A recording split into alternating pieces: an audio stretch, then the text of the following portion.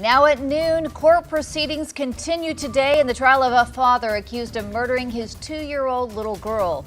Today, the man who conducted her autopsy takes the stand.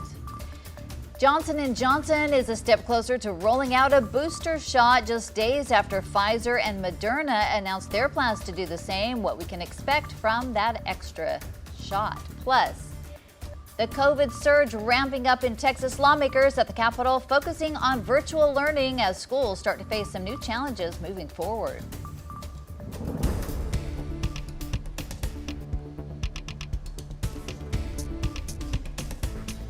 Good afternoon, everybody. Thanks so much for tuning in to 12 News at Noon. I'm Tracy Kennick. Let's get right into our first weather now. We have our eyes on the Gulf, where the tropics are active, and we're going to get an update right now with Jeff, who's in our StormTrackers Center with the very latest on the tropics for us. Hey, Jeff. And we continue to watch a tropical wave that is out in the Caribbean. There's nothing in the Gulf of Mexico right now, but there is a very good chance of seeing some tropical activity in the Gulf as we head towards this weekend. You can see 3 different things out in the, 2 in the Atlantic and then 1 in the Caribbean. It's the one in the Caribbean, that Invest 99L, that we're going to be watching very closely, as it has an 80% chance of developing going into this weekend into early next week. Right now, just a tropical wave. You can see it right there south of Jamaica, south and east of Jamaica. It continues to move off towards the west. Nothing organized right now, no area of circulation there. Until that happens, computer models probably not doing the best job of forecasting where it's going to go. We'll continue to watch it right now as we take a look at kind of the whole group of the computer models. General trend is up towards maybe Louisiana, maybe even southeast Texas, but you can notice the computer models go anywhere from Mexico all the way over to Mississippi. So it's still way early, way up in the air where this thing will go once it does get up into the Gulf of Mexico, once it starts to develop. Right now we're watching it very closely. You need to watch it as well. Stay weather aware as we go through the next few days, and also make sure your hurricane plan is in place. You have your supplies and things like that ready to go, just in case it might come in our direction. Right now, like I said, that computer models fan it out all the way from Mississippi down to Mexico, so we still don't know where it's going to go as we get into early next week. Forecast for today calling for some scattered showers through the afternoon. It's going to be a hot day. We'll get up to about 96. We'll see things quiet down by 10 o'clock this evening. I think we will be quiet in our forecast except for some rain through the weekend, but it's early next week that we could be looking for some activity along the Gulf Coast. We'll talk more about that, give you a full 7-day forecast in just a little bit. And 12 News, of course, is your hurricane headquarters. Our team is working around the clock to keep you updated. For the very latest forecast and track anytime, you can text the word hurricane to 409-838-1212, and we'll send everything you need to know right to your cell phone.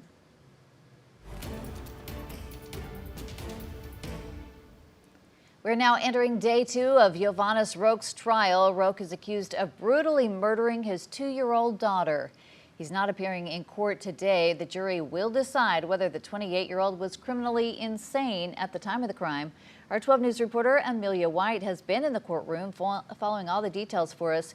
We go to her now for the very latest. Tracy, John Ralston was actually the first person to take the stand today on day 2 of the trial. He conducted the autopsy and examined Savanna's injury. Now, before I go over the condition of her body, I want to warn our viewers of how gruesome these details are. In court today, Ralston confirmed that the cause of death was multiple injuries of assault from one weapon and child abuse. Savanna's body was covered in blood. She suffered extensive external and internal injuries, including damage to her kidneys and liver. Green discoloration was seen on her feet. Ralston says she had a massive skull fracture due to the claw hammer that was used. I want you to take a listen to what Ralston said in court today. You will not see his face in this footage to prevent from showing photos from the autopsy. This is not, a toddler bumping into a wall type of bruise. This is a sharp force injury to that side of the head. Ralston said only 375 grams was left of Savanna's brain. That is less than half for a child that age. He also confirmed little Savanna was alive for some of these injuries. Now, just going over those details, it makes it very clear why we cannot show the actual photos on air. Several members in the jury and Judge Arkeen was seen wiping their eyes as Ralston presented and described each photo one by one. We'll have more coverage for you on this trial coming up this evening. From Judge Arkeen's courtroom, Amelia White, 12 News. All right, I'm sure that's very difficult to be there seeing those pictures. Thank you, Amelia. We will have full coverage of the trial, both on air and online, right here, 12newsnow.com.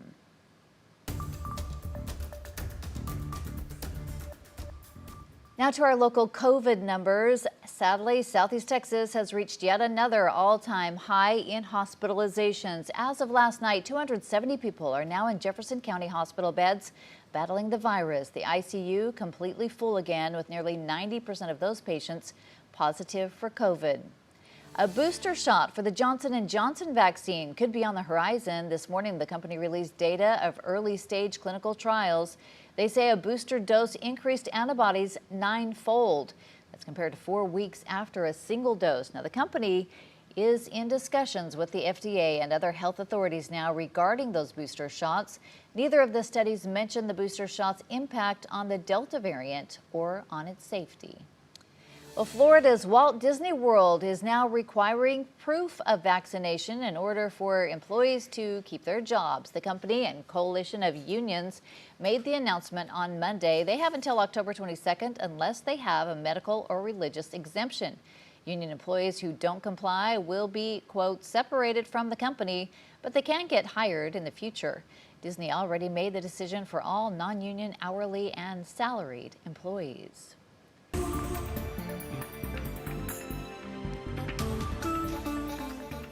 With only 2 weeks left in the second special session, lawmakers are scrambling to pass bills that were on hold while the House Democrats broke quorum over state lines. Now, these efforts could now hit another roadblock, this time from Washington, D.C. Representative Joe Desautels is still in Washington, where Democrats are making progress in the U.S. House with the passing of the John Lewis Act. Because this would preempt some of the things that are in that voting rights bill that's about to pass in Texas with the help of those Democrats who went back and made quorum. While Desautels remains in D.C., other Texas Democrats are threatening to potentially break quorum again. With a vote of 9-1, the Texas House Public Education Committee has passed Senate Bill 15. It provides funding for virtual learning with some limits. Another bill that would have expanded virtual learning died this fall in the regular session after those Texas House Democrats walked out. The Supreme Court has ruled against the Biden administration, saying the administration must comply with a ruling to restart the Remain in Mexico policy. It's a program for asylum seekers to stay in Mexico until they are granted asylum in the U.S. President Biden suspended the program on his first day in office, and the Homeland Security Department ended it in June. But after several lawsuits, the Supreme Court ruled the Remain in Mexico policy will stay put. A Bridge City police officer is now making national news. She's filed a $15 million federal lawsuit after she says her service weapon went off while it was holstered inside her purse, leaving her with some serious injuries. Officer Brittany Hilton says she grabbed her purse, and after her purse swung out, she heard a gun go off, followed by what felt like a hot rod of metal going through her leg. The cause is still being determined. The manufacturer, Sig Sauer, says a foreign object entered the trigger guard, but Hilton says that couldn't have happened. In Hilton's lawsuit, she claims the firearm had a serious design and manufacturing flaw. An ABC News consultant says that Sig Sauer upgraded this gun in 2017, and that should have prevented misfires. But according to Hilton's lawsuit, there have been at least 54 reported gun discharges of this type of gun over the past 5 years. 9 of them are still pending in lawsuits.